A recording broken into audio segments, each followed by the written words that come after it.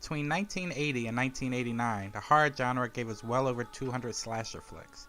Most of them were cheap, and very few of them had much of a lasting impact on audiences. Aside from rabid horror fans like us, that is. Flaws and all, though, we love most of these horrific endeavors. Taking the format of 70s classics such as Black Christmas, The Texas Chainsaw Massacre, and, of course, the quintessential slasher movie, John Carpenter's Halloween, studios realized they could make a lot of money chopping up teens, so much so that the genre would collapse in on itself like a dying star before the decade was done.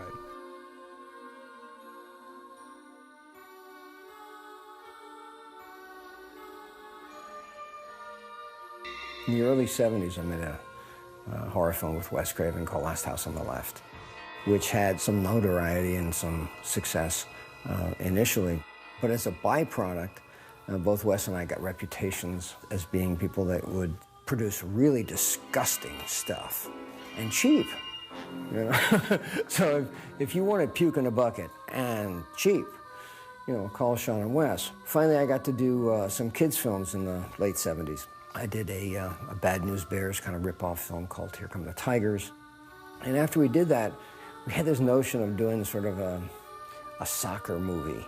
Well, at that point, everybody was saying what America really needs now is a good family film. So Sean and I set out, and he got the funding, and God love him, we made 2 wonderful family films. And once again, America had lied. It did not want to see good family films. Evidently, America wanted to see Halloween. Because in 1979, Halloween was absolutely raking in the box office dollars. I was playing around with titles, and one of the titles that just came into my head at the time was Friday the 13th. And out of frustration, I said, Friday the 13th. Christ, if I had a picture called Friday the 13th, I could sell that. He said to me, I'm going to make the scariest picture ever made. It's going to be called Friday the 13th. So, and I said, well, who am I to question? And I went to school basically on the movie Halloween, saw it once, figured out what a good horror film would need. First of all, you have to start with a prior evil, something that happened a long time ago that was really bad. Then you have to have a group of adolescents, or slightly post-adolescents, who are in an environment in which they cannot be helped by adults. The other thing I learned from Halloween is that if you make love, you get killed. So I had to figure out a way to do that. We took out this ad in Variety that said, Friday the 13th, the most terrifying film ever made, was a great big block letters crashing through a mirror. He was very open about the fact that he was definitely going to make people sit up and watch this movie. Ta-da! Sean and I talked about all the possible places that it could be, and I came up with a summer camp. How far is it to Camp Crystal Lake? They have to watch themselves be thinned out one by one. I had some theater owners from Boston who had invested initially in Last House on the Left, and they came in for a meaningful chunk. With all of that stuff in hand, suddenly I was able to raise the money to make a picture called Friday the 13th. You're going to Camp Blood, ain't you? When we were doing the setup for the movie, we hired this guy named Walt Gorney. The function of Crazy Ralph is to set the tone for this horrible geographic area. You're doomed if you stay here. We cast nobody that wasn't willing to go out and get dirty and have special effects applied to them and just accept it on faith we're going to go out and do all this stuff, but I swear to God, it's going to be okay. But when you've had a dream as long as I have, you'll do anything. Everybody was young and overacting. Terribly overacting, everybody. Hey, wasn't that the road up for Camp Crystal Lake back there? We shot this picture in a tiny little town in New Jersey called Blairstown. We shot completely below the radar out at a Boy Scout camp. Camp Nobi Bosco, that's what it was, which stands for North Bergen Boy Scouts. Camp Blood, they're opening that place again? We had to wait for the Boy Scouts to all go home and go back to school before we were able to come in, make a contribution to the Boy Scouts, and camp out there basically for 3 weeks or 4 weeks while we shot the movie. Steve, cabin B's all ready. Jack and Marcy are gonna get drenched. We didn't actually have a real whole script. We would get pages that day, and they would change what we did have. They'd change them the next day, you know? So it was kind of like we got to find out as we were going along. How are you? Well, I'm Mrs. Voorhees. The image always was of me was that I was this girl next door, And of course, I've always said that there wasn't a gal that ever lived next door to me that I wanted to be like. I'm not afraid. Betsy Palmer had worked in television on the morning talk shows, and she was squeaky clean. Comparable to the Doris Day type. I was always trying to prove that I wasn't the girl next door. I had a Mercedes, which I'd had a number of years, and it broke down on the Connecticut Turnpike. So I said to myself, I need a new car, universe. And I went out to go shopping for a car, and I found a little Scirocco. I thought, oh, that's what I want. I want a cool little car like this. And so the phone rang, and my agent said, how would you like to do a movie? I said, great, that'll pay for the car that I want to buy. And he said, well, now there's just one other thing I have to tell you. He said, it's a horror film. And I said, oh, no. So the script came, and I read it, and I said, what a piece of... What monster could have done this? And I said, oh, nobody is ever going to see this. It will come, and it will go, and I'll have my Scirocco. The real iconoclastic part of Friday the 13th was taking Mom and apple pie and standing it upside down and saying, you've never seen a mother like this. I didn't get up there and try to play a bad lady. In fact, I tried to play a good lady who'd gone a little wrong, but that was because she wanted to save more children. She didn't want them to die. Oh, I couldn't let them open this place again. This was the mother that I never had, the one who would protect you and go to any horrible lengths to do it. And you do. You want to do that. You want to all of a sudden get very kind of, I'm that bad lady. Ooh. And I was beginning to do that, and Sean would say, no, Betsy. He said, just play it straight. That's all. Kill her, Mommy. Kill her. Kill her, Mommy. Kill her. What we needed to do was create something that had an element of circus in it. But we had no idea how to do any of this stuff. I think Steve Miner said we should hook up with Tom Savini, who had worked with George Romero on Dawn of the Dead. He would be looking through my screenplay and be saying, well, I notice you have a hatchet in the face on page 38 or whatever it was. And he turned to Sean and said, do you want a fake face and a real hatchet, or you want a fake hatchet and a real face? Savini just said, anything's possible.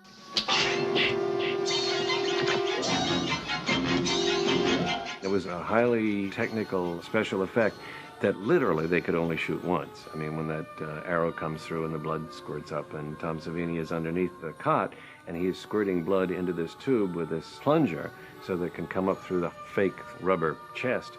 After the shot, Sean says cut, and everybody applauds, and Tom Savini comes out from underneath the bed covered in blood, and it's sheep's blood, and it's going like this, and it's just awful. And somebody says, what happened? And he said, well, I started to hit the pump, and the fitting gave way. So blood was going all over the place, so he had to literally blow on the pipe to make the blood come up through the arrow and then look like Kevin Bacon was squirting all over the place. If you're going to sit there and blow sheep's blood up through a tube in Kevin Bacon's alleged chest, you're giving a lot.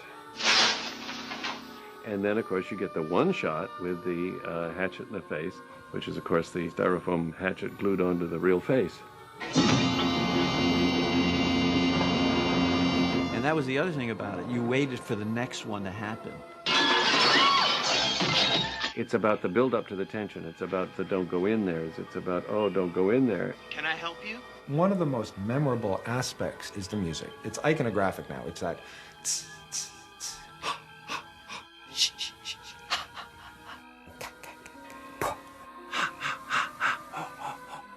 People come up to me, oh, you did... And everybody thinks it's cha-cha-cha. I'm like, cha-cha-cha? What are you talking about? I got this idea from the picture. There's a close-up of Betsy Palmer's mouth. Get her, Mommy. Get her. Kill her. The mouth is going, kill her, Mommy. Kill her, Mommy. So I got the wacky idea to take kill her, Mommy, the first two letters of kill, K-I, and Ma, M-A. And then there was a gizmo we had called an echoplex, which we were using a lot in the film. Kill her, Mommy. Kill her. I went to the microphone and I don't know why, but I just went, and it went, then I went, wow, and whoa, I went, that's pretty spooky. And so I think it's obviously a success because everybody remembers it. And we were at the last penultimate draft, and Sean said, Victor, we need a chair jumper for the end. And I said, okay, and I went back to my drawing board and borrowed from all of the best horror films I've ever seen. And so we have the dream sequence with Adrian King floating around in that rowboat, and then the hand coming out of the water, and it's Jason.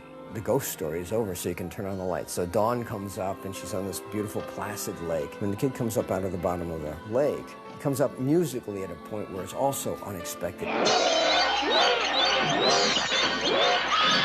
Then you had the audience. The part of Jason, we wound up hiring Ari Lehman. He came out and did it. We were both so cold and freezing. They had the heaters there, and, you know, they had towels as soon as we came out. And we did it a few times. And I'm going, Sean, are you sure we want to do this again? He goes, we're going to get it. We're going to get it right. Don't worry about it. This is it. But I certainly did not suggest in that scene that he was hydrocephalic or deformed in any way. Tommy Savini showed me this Polaroid, and I didn't have my glasses on at that night. And I said, now who is this? He said, oh, that's your son, Jason. I said, why does he look so strange? He said, oh, he's a mongoloid. I said, what? I said, that wasn't in the script. He said, no, but they thought he didn't look weird enough, so we were making him up. Because of the nature of the nightmare ending, and because Sean had Tom Savini on board as such a fabulous makeup artist, they turned him into sort of a monstrous-looking cretin. I mean, he just looked awful. We had screenings for ourselves, but then we had the first screening that I recall for Paramount. And if you recall the ending, when that head pops up, I swear people just jumped out of it. And I think that's the thing that sold it. And the next thing I know, Paramount has bought the movie and is going to do this massive release in all these theaters. And I'm going, wow. Warner Brothers took foreign distribution, Paramount took domestic. At that point, Frank Mancuso was running distribution for Paramount, and he made a choice to take this no-star independent film, release it nationally with a national budget, and see what happens. And the notion of doing an independent film that would ever be released nationally had never occurred. The opening night on Broadway, it was just packed. It was packed. What are all these people going to see this movie? Do they know what they're going to see? I guess they did, you know. Man, they jumped every single time something happened. There were real screams. Screaming, running out of the theater in the middle of the film, just screaming and yelling. Come on, you guys. The best part of watching Friday the 13th in theaters, and I was watching the audience say, don't go in there.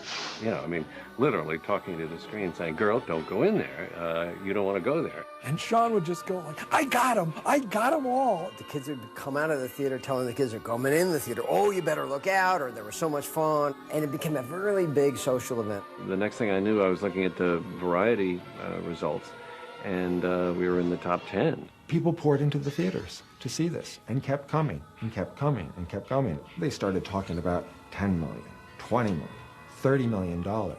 When the film was released, by and large, it was dismissed by the critics as being exploitative and just not really worthy of attention. The critics universally hated it. I read that I'm really awful and that the movie sucks and that we all suck. One of them was fit to be tied because I had done this movie. How dare I let my viewing audience down by playing this horrible woman? He said, you write to her. So there were people who were disappointed in me. Parents and educators would say, this is not a productive use of your time. The feminists didn't like it particularly. Who's going to die? Well, the slut's going to die for sure, and the good person, the virgin, she will survive. Did you live because you were a good girl? I never bought into the notion of sex equals death, that the reason everybody gets punished in horror films is because they're sexually promiscuous. I was certainly raised that if you make love before you're married, you are going to get punished somehow. We weren't doing anything. We were just messing up. I'm not sure whether the vengeful, moralistic tone of the movie was anything I was thinking of consciously. I was basically working from what I had seen in my own movie-going experience prior to that, that if you were following your lustful heart, that you were going to get nailed for it. That was at least the Puritan ethic that I was brought up with. Just when it was getting interesting? I didn't look at it that way as, you know, the victim. I actually thought it was an empowering position. I lived.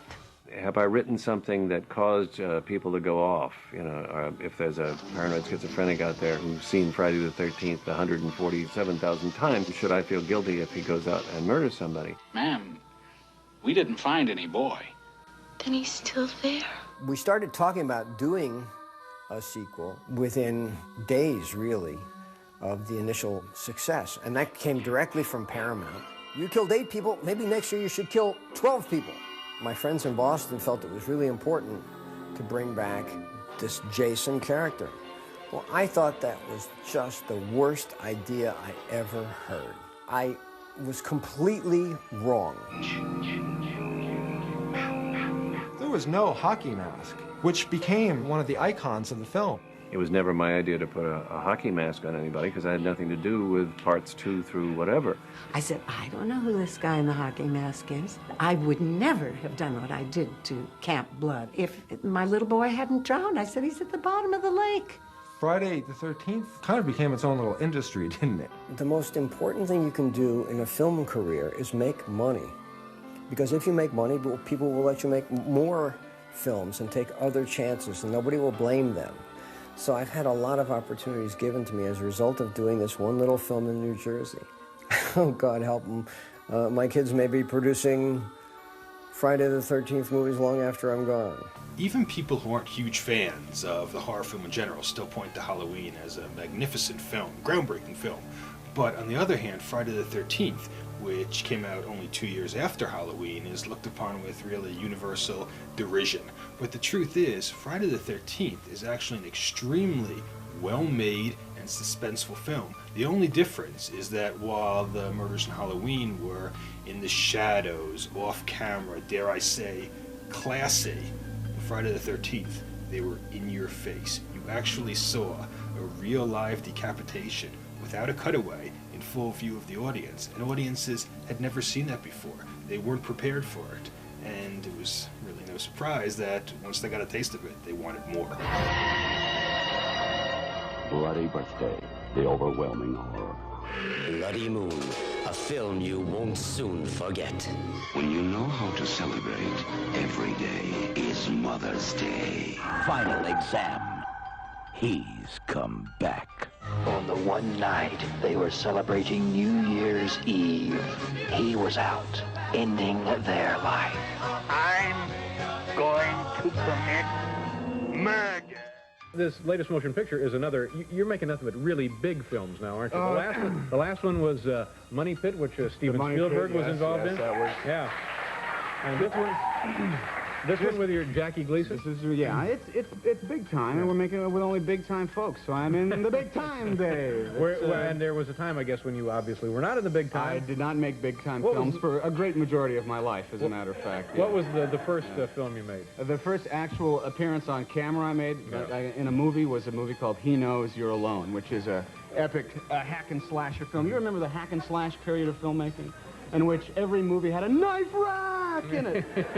You know, the girl would be at home and they'd pan across the kitchen, there would be a knife rack loaded with knives. And she'd hear a noise, she'd go off into another part of the house, and you'd come back, and there the knife rack would be without a knife in it. Knife rack! That's the type of movie that it was. How long ago was this? This was 800 years ago. This is 1943. This I believe it was 78, 79, something. Was that before your television show? Yes, it was. Yeah, it was. I played a guy in this movie. I always said that if this was Gilligan's Island, I would have played the professor. It was that bad a role. I had nothing to do with it. And was the thing released? It actually was shown? Yeah, it came out. When we were making it, when the guy wrote it, who was a very nice guy, very talented writer, it was called Shriek. Actually, it was called Shriek! Then, while we were making it, it was called The Uninvited.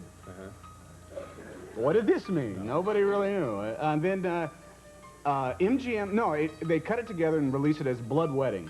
Blood Wedding! And then there was finally came out under the title, He Knows You're Alone. He Knows You're Alone. The whole title was, He Knows You're Alone, so don't go in the house because he's going to stab you with a knife. But they chopped it up. And this is all of the victims were brides. That was the deal. The psycho killer had to kill brides. Now, he could either walk into, you know, a place where a wedding was going on and, like, slash away, or he could overhear somebody talking about their wedding. Or go to Bloomingdale's, look through the registry. Yeah, just, you know. Find out who's getting married. Number 709. What's the pattern on the knives for this one? I'm most interested in fear, the emotion of fear. For example, why, after seeing Psycho, were so many people afraid to take showers? Not me. I never saw the movie. You were afraid, right? You bet. Fear fascinates me. People pay to be scared. When you think about it, it's real ridiculous. At Lanier College, they have the finest security, the best teacher-student relations, strictly enforced curfews. Shh. What was that? And a killer. You had a situation where one film led to another, It wasn't as if, you know, the National Endowment of the Arts was throwing money at these producers because the slasher film was really helping the culture. It was that filmmakers, somewhat by accident, hit upon a formula that was so embraced by the mainstream movie-going teenage audience that they just took off. And for years and years, producers and directors could really do no wrong.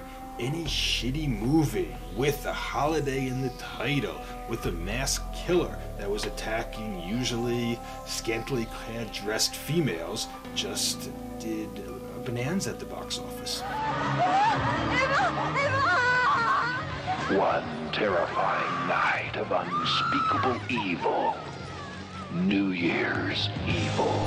In the early 80s, when the slasher film was in its heyday, this corresponded with the birth of the home video generation. So you had a whole new demographic of kids, of fans, who loved and devoured these films, who never in a million years would have been able to see them in the multiplex.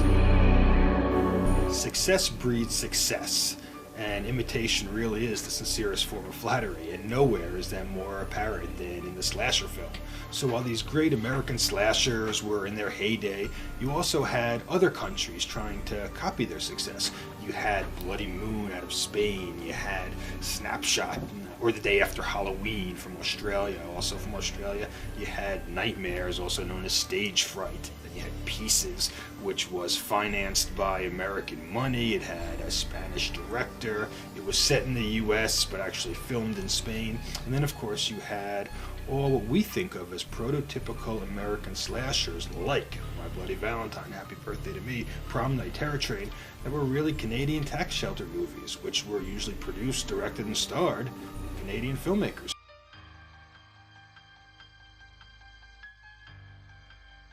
And now the latest breaking eyewitness news with Jerry Dunphy, Christine Lund, Ed Arnold for Ted Dawson with sports, Johnny Mountain with the weather, and the Eyewitness News team. Horror movie opened tonight in Hollywood officially and all over the Los Angeles area. There's a lot of controversy over this one, which is why we're paying attention to it. Feminists in particular have said that this is a film that promotes harm to women. Ann Martin has more on it right now. Ann. Christine, the movie is Maniac, and the billboards themselves are pretty gruesome. Moviegoers tonight told me the plot is a man who hated his mother goes out and kills women. Besides the billboard, the picture is also advertising as the movie the LA Times wouldn't run ads for. Now, President Eleanor Smeal had this reaction to the billboard. All I can say is that when you talk about violence towards women and brutality, this just typifies it, and I think that it is shocking, and it contributes to the injury of women. Tonight, I asked moviegoers who had just seen the film if they thought it was potentially injurious to women. Yeah, I'm going to be scared to walk out at night, really, now. Do you think it was unfair to women? Yeah, I did. How about you? What did you think of it? I think it was a sick movie. It was where it was kind of stupid, you know, but it wasn't as scary as I planned it to be, like other movies I've seen, like Texas Chainsaw Massacre or something like that. Would you think that a movie like that would inspire violence toward women? Yeah, I think some guys might have ideas watching this, you know, if they're sick-minded coming in here, you never know. Two young men who were about to see Maniac said movies are fiction. It's real life that's scary. It bothers you to see some guy like Whittaker, for instance, who's convicted of doing torture and murder on young girls, but it doesn't bother you to see this? Well, no, not really, because in the movie, well, it's just a movie. It's fiction, but in Whittaker's case, that's true. It freaks me out a little. This doesn't give you nightmares? No, not If you at all. were a young woman, do you think it might? Yeah, definitely. I wouldn't be seeing it if I was a young woman. So far, the movie management there told me the movie is doing a fair business. This was its first. Today we look back at these slasher films and we think that they're fun and cheesy and albeit harmless forms of entertainment. At the time, the country was really in an uproar over them. They were looked at, you know, along with heavy metal, one of the chief corruptors of America's youth. If you must. Hello, operator? Hide if you can. Scream if you are able, but above all, if you are alone. Don't answer the phone. I killed them all. Don't answer the phone. Rated R. TV commercials like that one exploiting the plight of women in danger, those ads have been saturating television for the past 2 years. And the summer and fall of 1980 are the worst yet. They signify a disturbing new trend at the movie box office, one we'll be discussing on this special edition of Sneak Previews. Across the aisle from me is Gene Siskel, film critic of the Chicago Tribune. And this is Roger Ebert, film critic of the Chicago Sun-Times. Now, normally on Sneak Previews, Roger and I review new movies. This week, however, we're going to be looking at a group of recent films that have some very ugly things in common. All of these films are thrillers featuring extreme violence directed at young women. To put it bluntly, what you see in most of these films is a lot of teenage girls being raped or stabbed to death, usually both. This is a depressing development in American movies, and on this show, we'll examine the nature of this trend and then speculate on why we're getting so many of these films and getting them now. A lot of moviegoers, adults and teenagers, both go to see these R-rated films and they assume, well, they're just going to see a bunch of routine, scary pictures. But oftentimes, they're really shocked how awful these films are. To begin with, one of the things these so-called women in danger films all have in common is that they portray women as helpless victims. And after you've sat through a dozen or so of these films, as Gene and I have unfortunately had to, they all fall into the same pattern. A woman or a young girl is shown alone, isolated, and defenseless, and then come suspense-building scenes where the girl thinks she's about to be attacked, but she isn't. And then, just when you think everything's going to be okay and nothing's going to happen, a crazy killer springs out of the shadows and attacks her, and frequently the killer sadistically threatens the victim before he strikes. You know, a lot of people think that the battle has been won in Hollywood on films about women. They think that now women have parity with men, that there's strong women images in the films, Jill Clayburgh and an unmarried woman, Jane Fonda, in every picture she makes. Got it all wrong. Fonda and Clayburgh make one film a year, maybe, right? These films are coming out week after week, playing to millions of people, and the dominant image in American films today on women is not Fonda and Clayburgh. It's women like that, cowering in the corner, knives being brandished in their faces, being raped, being sliced apart. That's what's going on in American movies. That's why we're doing this show. I think a lot of people have the wrong idea. They identify these films with earlier thrillers like Psycho, or even a more recent film like Halloween, which we both like. These films aren't in the same category. These films hate women. And unfortunately, the audiences that go to them don't seem to like women too much either. Now, we go to see these films in movie theaters. These are not the kinds of movies where they have nice private little screenings for the critics. And to sit there surrounded by people who are identifying not with the victim, but with the attacker, with the killer, who are cheering these killers on, is a very scary experience. Yeah, the movies are played so that they really are in favor almost of the killer and really against the women cowering back. I don't think we can stress this too strongly, that we're not talking about just a couple of films. It seems like we're getting new ones of these kind of films every other week. That amounts to a major movie trend. Here are some examples. There's Prom Night, with teenage girls being slaughtered at their high school prom. The ad campaign is, If you're not back by midnight, you won't be coming home. There's Don't Go in the House. A guy who was tortured by his mother burns 3 women to death. The cell line here is, you have been warned. And there's Terror Train, in which 6 college students at a masquerade party on a train are stalked by a psychopath. And there's The Boogeyman. A supernatural killer haunts a house. Here's one of the ads for The Boogeyman. You can't hide from him.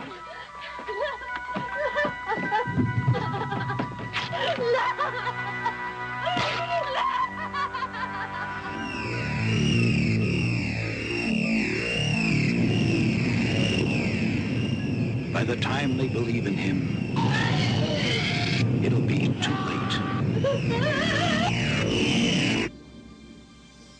The Boogeyman. He's going to get you. And we're out to get the Boogeyman before he gets you and your $4. Now, week after week, these are the kinds of movies we're getting. It is relentless. Every film company seems to be making one of these movies or distributing one that some fast buck artist has already made. In addition to the films we've already mentioned this season, we also have He Knows You Are Alone, Motel Hell, Phobia, Mother's Day, Schizoid, Silent Scream, and I Spit on Your Grave, which is easily the worst of this disgusting bunch. The newspaper ads for these films are bold in the way they suggest terror, but in no way in many cases do the ads really prepare you for the kind of explicit violence we end up getting on the screen. Decapitations are not uncommon, and shots, repeated stabbing shots of all parts of women's bodies are grotesquely routine. I think at this point somebody is probably wondering why. Why? Why exactly? now? Why is this happening? I have a theory. In the last couple of months that I've been seeing these pictures, I'm convinced it has something to do with the growth of the women's movement in America in the last decade. I think that these films are some sort of primordial response by some very sick people of men saying, get back in your place, women. These women in the films are typically portrayed as independent, as sexual, as enjoying life, and the killer typically, not all the time, but most often, is a man who is sexually frustrated with these new, aggressive women. And so he strikes back at them. He throws knives at them. He can't deal with them. He cuts them up. He kills them. Get back in your place. It's against the women's movement. I think you're basically right, Gene. You know, after you've sat through hour after hour of this complete trash, you begin to ask yourself, what did these female victims do to deserve the horrible attacks they undergo in these films? What was their crime? Why is it suddenly open season on young women in the movies? Well, one thing that most of the women victims do have in common is that they do act independently, and I agree with you on that point. To one degree or another, they're liberated women who choose to act on their own, and the moment that a woman starts making decisions for herself in these movies, you can almost bet she's going to end up paying with her life, and horribly. What's your problem? You and kids like you. Very funny.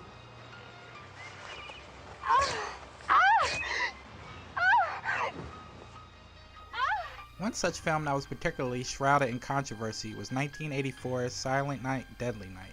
The TV spots depicted a man dressed as Santa carrying an axe and murdering people, causing enraged parents to picket the movie during its opening weekend and subsequently got the movie banned. Although they clearly had not seen the film, many felt that it was wrong for Santa to be portrayed as a killer, not knowing the fact that it was actually a deranged and psychologically tortured man dressed as Santa during the killing, as opposed to Kris Kringle himself. Still, despite the waves and waves of negative press, for the time being, the slasher genre continued to prosper and would go on to introduce us to its biggest icon yet.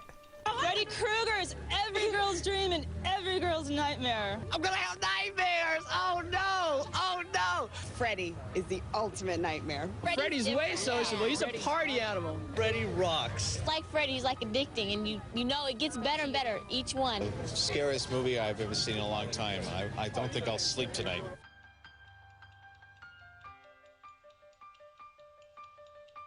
When writer-director Wes Craven first imagined Dreamstalker Freddy Krueger, the ideas bouncing around in his head were equally sick and clever. While sleeping, people are at their most vulnerable, making it nearly impossible to stop Krueger from offing whomever he pleases in gory, imaginative ways. Furthermore, nobody can stay awake forever, so eventually, whether it's after a week or 2 months or longer, you're going to enter into Freddy's domain, and the outcome won't be ideal. This story, Freddy was a child murderer. The parents of his victims burn him alive, and about a decade later he comes back and starts killing the remaining children of those parents in their dreams. Yeah, Nightmare on Elm Street was inspired by I think 3 articles in the LA Times over a period of about a year and a half. The first one was kind of sketchy, and it was the story of a young man dying after having a severe nightmare, and they couldn't figure out how it happened medically. And then there was a second story about 9 months later, and the newspaper didn't seem to correlate it. They didn't seem to remember the other story. And then the third story, and the one that really made me feel that I have to write a script about this, was this kid. All these kids were Asian, all of were Southeast Asia, all had come out of kind of war zones from Vietnam and Pol Pot, the killing fields. And their families had gone through location camps, and then it ended up in the United States. This kid was having nightmares, and he said, somebody's after me in my nightmare, and if I sleep, I know I'm going to die. And his father was a physician, and he said, I'll give you sleeping pills, you'll be all right. We've come through a horrible time, now we're in America, you're safe. The father started giving the kid sleeping pills, and the kid supposedly was taking them, but he stayed up, and he stayed up for something like 5 days. It was like an amazing, just keeping himself awake almost by putting matchsticks in his eyes. And then finally he fell asleep while the family was watching television, and they took him upstairs and put him to bed, and the parents later said that we were all convinced that the crisis was over. And in the middle of the night they heard screaming and thrashing, and ran into his room, and he was like kicking and screaming, and they got to him, and he just fell dead, and he was dead.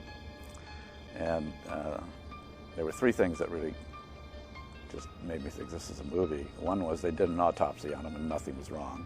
There was no physical reason for it.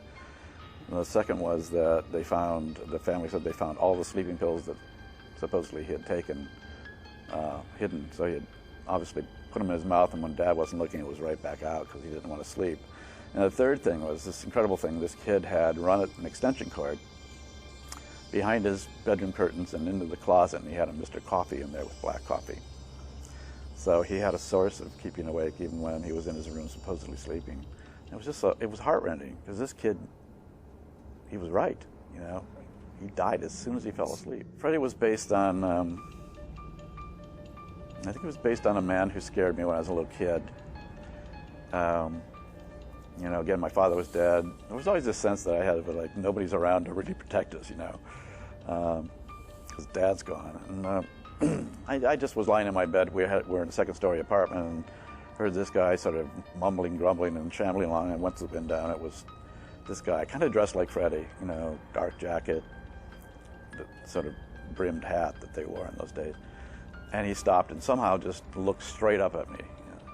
And I was so scared, I just like jumped back, and I was back in the shadows waiting for the sound of him going away. And I waited. It seemed like I waited forever, and finally, well, he must have gone. And so I went back to the window, and he was there, and he just went, and then he started walking down the sidewalk, looking over his shoulder at me, like, and he went into our building. So I don't know who that guy was, but he became Freddy. My brother went down with a baseball bat, and the guy ran away. So I guess my big brother saved my life. Who knows? He might have just thought, I'll scare this kid for the hell of it,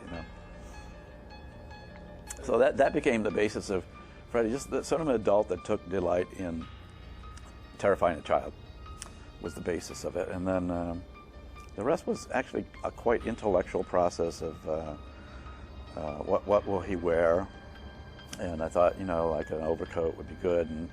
And then I thought of the idea of a janitor. So because, I'd taught Greek mythology, and the descent into Hades was always going down and fire. And so made his job basically being in Hades, And the sweater, the striped sweater, was a Scientific American article on the 2 colors that are the most difficult for the human retina to see side by side. So that was those colors. And there were a lot of films being made with villains that had masks, but I wanted them to be able to talk, so I said instead of a hockey mask or whatever, I'll give them a mask of scar tissue, and that'll be the way the parents kill them. And the final thing with the claws was, we went through the usual thing of, shall it be a hunting knife, shall it be, a scythe, should it be, all this crap. And so I said, well, no, go back to the most primal weapon you can think of. And I thought, well, it would be tooth and claw, what men faced before they had real weapons. And then I thought, well, cave bears, that claw that can come in and grab you. And then combining that with the human hand, you had kind of the elements of both the ancient and the new, you know, highly evolved, dexterous thing that makes humans so incredibly unique is our hands, you know. So putting those two things together just made something that was pretty powerful. It's funny, Freddy, originally I was thinking he should be a guy in his 70s, and we looked at a lot of, you know, older gentlemen, and they, you know, I think if you get to be 70, you're kind of like mellow. You know, you've seen it all, and you're just grateful to be alive, and life has a lot more kind of preciousness to it. And so, and then Robert Englund came in, and it was like, not this guy, you know, he's too young. And he just had such an enthusiasm for it. And I found that, and then we looked at a lot of big stuntmen too, and I found stuntmen were also very gentle people in general, that they were so in control of their body and physicality, they didn't have these issues, you know, that people that are a little bit more normal and, you know, were beat up as kids or whatever. And Robert Englund just had no hesitation to play something really evil. And I realized that that was what it took. It didn't take an old guy, it didn't take a big guy. It took somebody who was comfortable, you know, looking inside and saying, what would I be like if I was utterly evil? And a lot of people can't do that, you know. They don't want to go there, so they'll play it kind of bold, you know, kind of too big, or they'll kind of do it jokey. But, you know, Robert was willing, at least in the first one, to be serious, and that's what worked. The beginning of these films for me was, I believe it was my second audition for the film. I went to a casting office in Hollywood, and it was very crowded. There were, it seemed like 12 or 15, you know, young women, and we were each going in one by one, and I got to go in with Amanda Wyss, and we went in together, and I read for Wes, and I remember during the reading,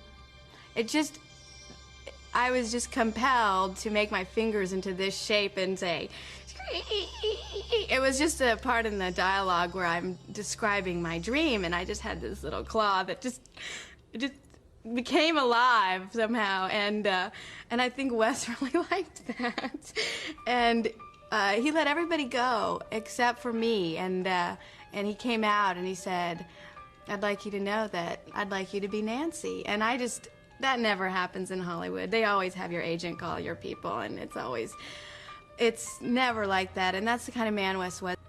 I always felt when we were filming the first movie that it's rare in modern films, and certainly the films that I've seen in my life, where the protagonist and the antagonist are so clearly defined and actually represent good and evil with no equivocation at all.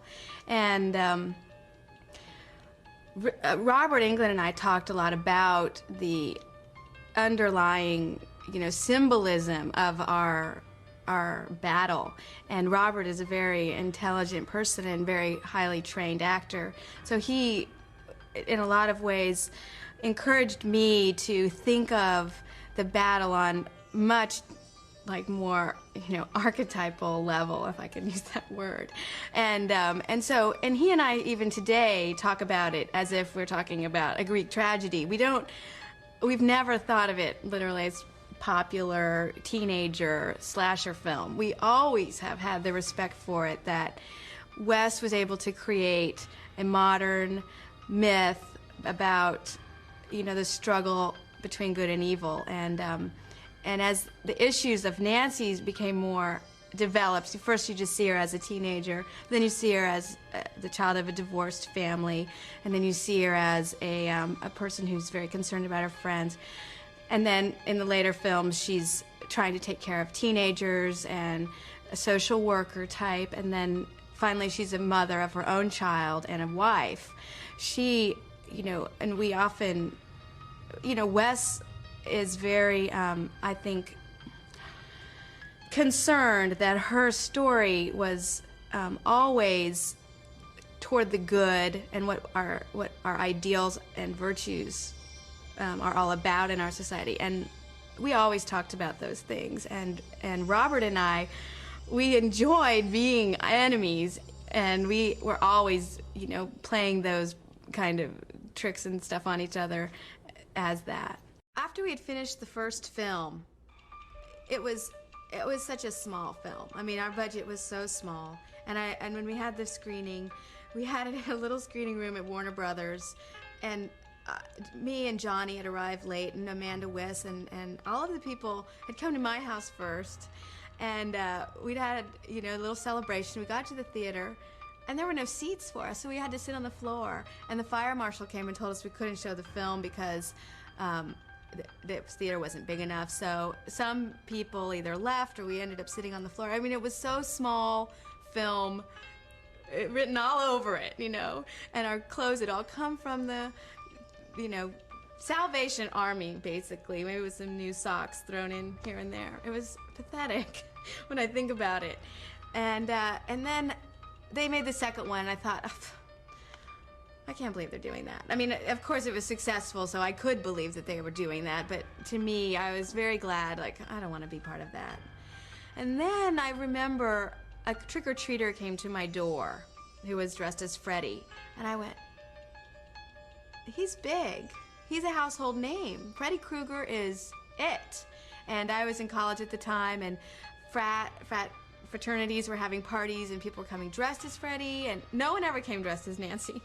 But people came dressed as Freddy, and I thought, well, this is even getting bigger. And I realized this is what they're going to make a lot of money off of, and I never thought I'd be part of it again. And then Wes had had a falling out with New Line Cinema, so I knew I was kind of attached to him, and I knew I wouldn't be a part. And then they let Wes write the screenplay for the third one, and he called me and said, I'd like to put your character back in, and I'd only want to do this if you said now that you would be in it, and the same gracious way that he always does things. And I said, oh. He called me on my birthday. I said, this is the best birthday present I could have ever gotten. I said, this is, and I assumed he would direct it, and I was like, of course, I'm so excited. And then he wasn't signed up to direct after all, and Chuck Russell came in and he rewrote, and so we made that film. And, by then it was just on its own. Nightmares. They have a way of coming back. First you have one, then another. And before you can scream yourself awake, you find yourself plunging into a nightmare on Elm Street 3, Dream Warriors. Yes, it's your favorite bad dream, once again slashing its way into the hearts of America with... Hold it right there, Squidlips. If you think I'm going to settle for just another sleazeball video promotion, you must be dreaming. Show some respect, buddy. This ain't your average drive-in movie schlock we got here. Nightmare 3 scared up $25 million in its first 2 weeks in release. The total grosses, so to speak, are now over 40 million. It scored the biggest opening for any independent film ever. Why? Why, you ask? Freddy Krueger, that's why, sucker. That's right. It's the return of cult hero Freddy Krueger, the same vile maniac who helped turn the first 2 Nightmares into video blockbusters. Nightmare 1, 120,000 units. Nightmare 2, 180,000 units. Together, these 2 hits spent over 50 weeks on Billboard's rental charts. And for the past 2 summers, Freddy's Nightmares have been the nation's top video rental titles. Now, it's Freddy's 3rd time around, and he's all set to claw his way beyond the 200,000 mark. Only 200,000? Wake up and smell the coffee, bud. It's gotta be a lot more than 200,000. You see, I have right here my own special sales incentive plan. TV clips ready. Okay, enough about my persuasive abilities. Tell them about America's insatiable Freddy fetish. Right. With the release of Nightmare 3, Freddy slashed his way to the top. He's a media phenomenon with featured appearances on TV shows across the country. It's the biggest nightmare ever, but nobody's going to lose sleep over this one. Well, maybe the makers of Platoon, because For the very first time in history, a small independent film has swept the weekend box office grosses. And the top money-making film this past weekend is Nightmare on Elm Street 3, Dream Warriors, with $8.8 million in ticket revenues. The #1 movie in the country last week. In Syracuse, they called in the mounted police to control the crowds at theaters. Out in Los Angeles, they chanted Freddy. And guest spots on such nationally broadcast hits as Good Morning America and The Late Show with Joan Rivers. My first guest has become a real cult figure for his slimy portrayal of Freddy Krueger with his razor-edge glove. I know. For those of you who don't know who we're talking about, here is a picture. This is his third. Yeah. Can you get this on channel? Okay. This is his third film now called Nightmare on Elm Street. It's the third one. The movie is just open, and it's a blockbuster. They made $30 million in 1 week alone. That's telling me woo-woo. Will you please welcome Rich Robert Englund, all right?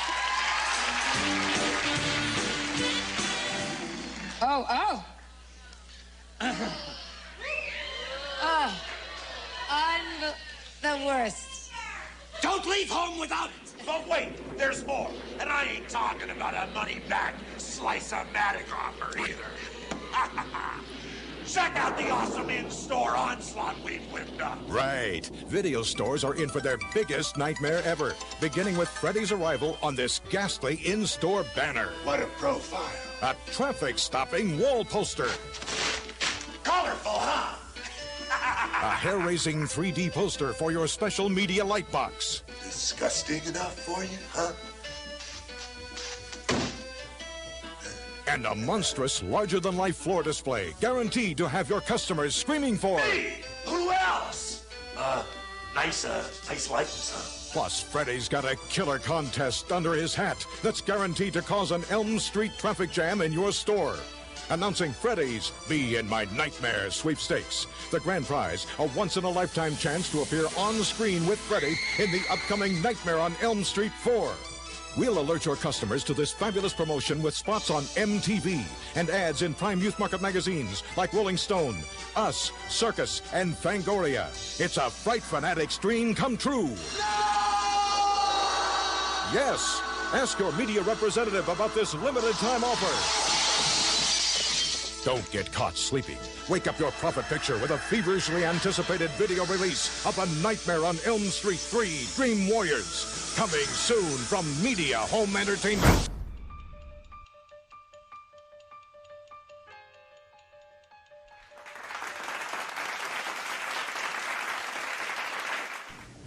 The term deranged sociopath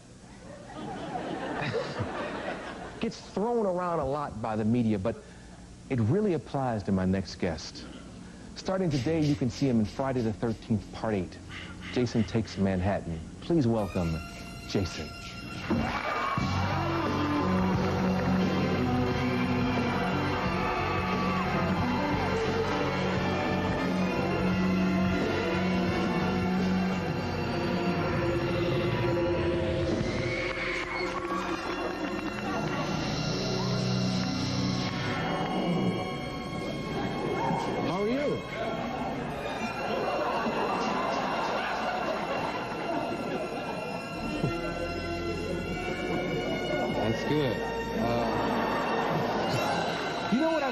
I see all your movies, man.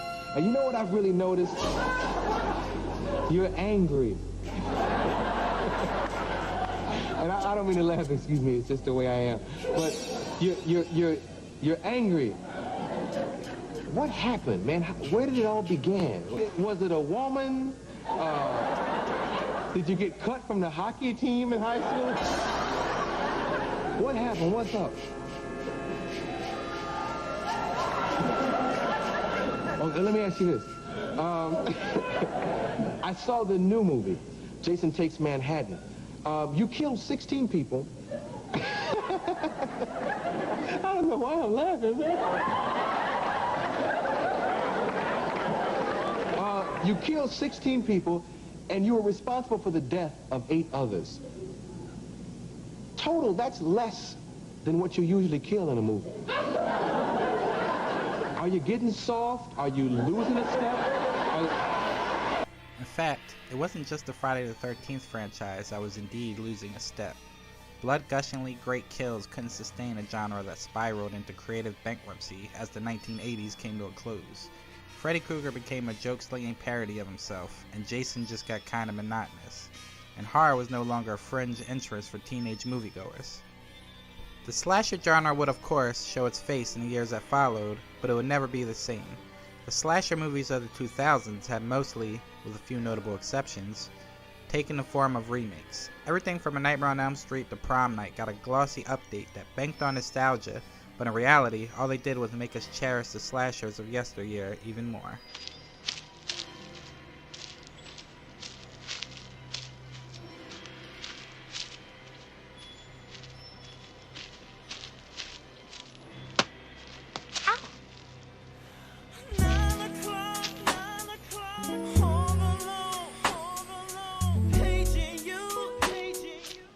Their ambitions were meek, their achievements meeker still, and their cost-to-profit ratio stellar.